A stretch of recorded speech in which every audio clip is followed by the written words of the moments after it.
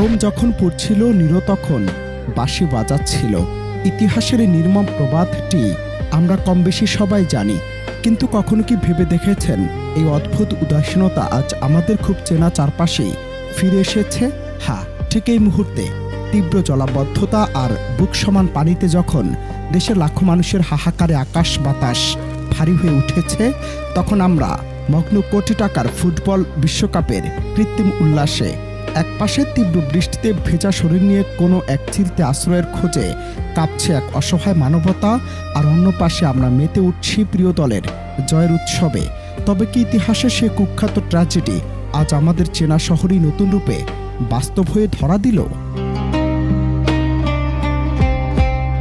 উৎসবের আলো আর সংকটের অন্ধকার এ দুয়ের মাঝে দাঁড়িয়ে আজ সবচেয়ে বড় প্রশ্নটা উঠছে আমাদের বিবেক আর মনুষ্যত্ব নিয়ে। দিন শেষে আমরা তো রক্ত মাংসের মানুষ, কিন্তু আসলে কি আমরা আজ মানুষের মতো মানুষ হতে পেরেছি? উৎসবের অধিকার সবার আছে, কিন্তু প্রতিবেশীর ঘরে যখন বুক সমান পানি, যখন তাদের চুলোয় আগুন জ্বলে না, তখন আমাদের এই অন্ধ উল্লাস কি এক ধরনের নিষ্ঠুরতা নয়?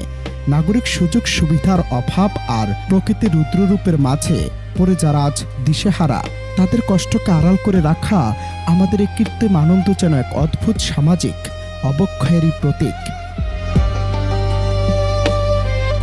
তবে মুদ্রার অপিঠও আছে।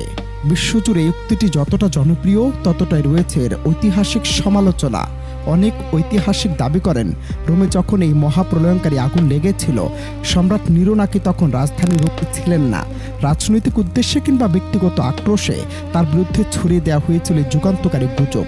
ধোঁয়াশায় ঘেরা সেই ইতিহাসের সত্যটা যাই হোক না কেন, এই প্রবাদটি কিন্তু আজ আর কেবল কোনো ব্যক্তির গল্প নয়, এটি হয়ে উঠেছে শোষক, সুবিধাভোগী আর উদাসীন সমাজের এক চিরন্তন প্রতীক। সব ধোঁয়াশা আর বিতর্কের ঊর্ধ্বে উঠে ইতিহাসের এই গভীর বাণী আজ আমাদের কান পেতে শুনতে হবে। এটি আজ আমাদের মনে করিয়ে দিতে চায়, সবকিছুর আগে মানুষ হওয়াটা জরুরি। কারণ বহু বছর আগে চণ্ডীদাস বলে গিয়েছিলেন, সবার উপরে মানুষ সত্য, তাহার উপরে নাই।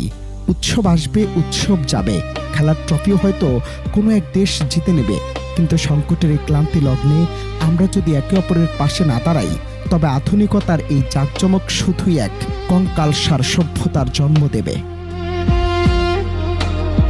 অনন্ত হাসান মাসুদ, বাংলা টিভি।